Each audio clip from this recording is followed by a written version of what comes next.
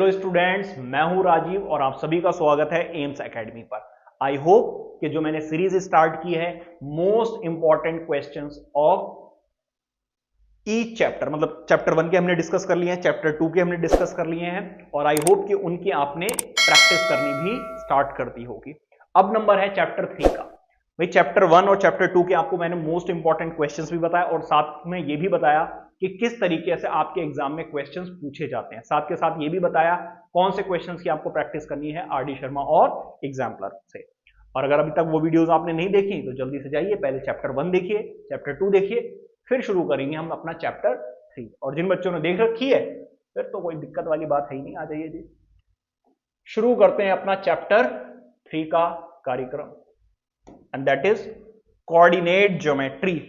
Most important sorry सबसे ज्यादा easy जो चैप्टर है वो आपका कौन सा है? Coordinate geometry.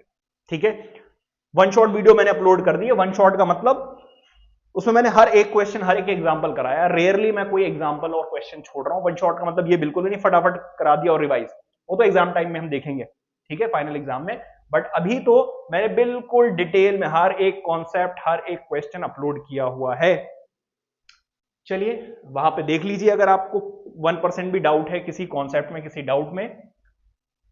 और अगर डाउट नहीं है तो फिर आ जाइए जी, शुरू करते हैं अपना चैप्टर 3.1 का क्वेश्चन नंबर 1। एक इंपॉर्टेंट क्वेश्चन है, ये कई बार आ जाता है। सिंपली सारी स्टेटमेंट है और बतानी आपको, ठीक है। तो ये ठीक ठाक एक क्वेश्चन है। इस टू की भी कर लीजिए, बहुत रेयरली क्वेश्चन आते हैं बट कर लीजिएगा। इन दोनों में से कोई एक क्वेश्चन कई बार दे देते। तो एक्सरसाइज 3.1 का क्वेश्चन नंबर 1 और 2 एक बार जरूर रिवाइज कर लीजिएगा। अब आते हैं कार्टेशियन सिस्टम पर, ठीक है।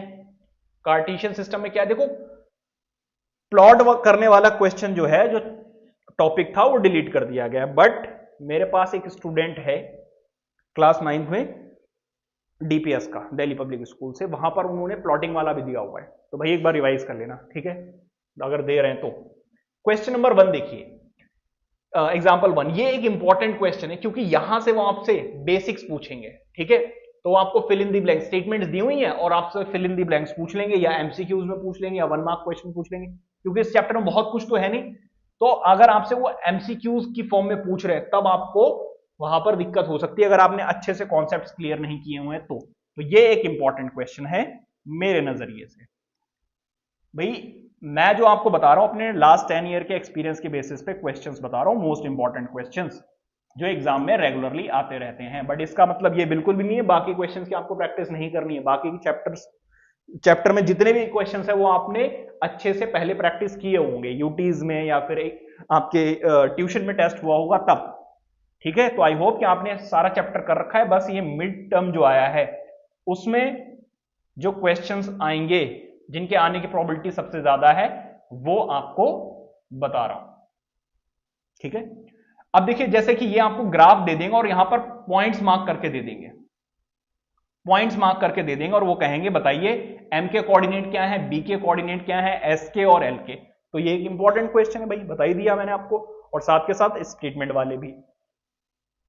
दूसरा, उसमें देखो ग्राफ दिया हुआ था, यहां पे ग्राफ नहीं दिया हुआ, ये देखो पॉइंट्स दिए हुए हैं A B C D E. ये जो लाइन के ऊपर रहते हैं ये इंपॉर्टेंट होते हैं, क्योंकि यहां के तो कोऑर्डिनेट्स बताना बड़ा आसान है, लेकिन ये देखो जरा यहां पे 2/3 दिया हुआ है, ठीक है। तो ऐसे क्वेश्चंस की प्रैक्टिस आपको एग्जाम्पलर से जरूर करनी है, और हो सके तो R D Sharma case study और असर्शन रीजन साथ के साथ जरूर प्रैक्टिस करते रहिए, क्योंकि अगर आपके मार्क्स कटेंगे तो वहीं से कटेंगे, अगर आपने अच्छे से प्रैक्टिस कर रखी है तो, ठीक है जी।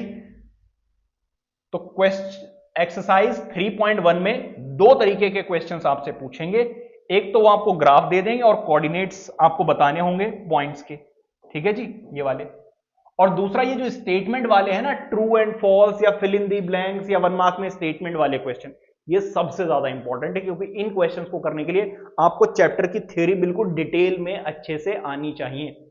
और अगर आपको 1% भी डाउट है तो मैंने 1 शॉट वीडियो अपलोड की हुई है कोऑर्डिनेट ज्योमेट्री की, जाकर देखिए। अंधा भी देखकर बता देगा, अंधा भी देखकर बता देगा मतलब अंधा भी सुनकर बता देगा आंसर, इतना डिटेल में, इतना आराम से कराया हुआ है कि बस आप ऐसे आंख बंद करोगे और कहोगे जी क्वेश्चन बताओ, क्वेश्चन बताएगा, ऐसे आंसर बता दोगे आप, ठीक है। तो इतना डिटेल में कराया हुआ है, आप जाकर जरूर देखें, ठीक है। एक ही दो ही एक्सरसाइज है आपकी, ठीक है।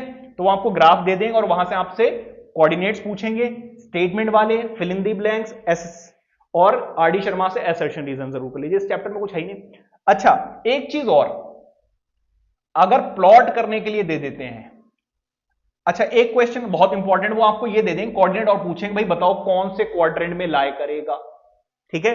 तो ये वाला एक क्वेश्चन इंपॉर्टेंट है, कई सारे कोऑर्डिनेट्स दे देंगे और वो आपसे कहेंगे identify the quadrants, first quadrant में कौन सा लाई करेगा, सेकंड क्वाड्रेंट में कौन सा लाई करेगा, ठीक है। और अगर आप एग्जाम्पलर करेंगे तो आप देखेंगे स्टेटमेंट वाले क्वेश्चंस बहुत घुमाकर आपको दिए हुए हैं, ठीक है।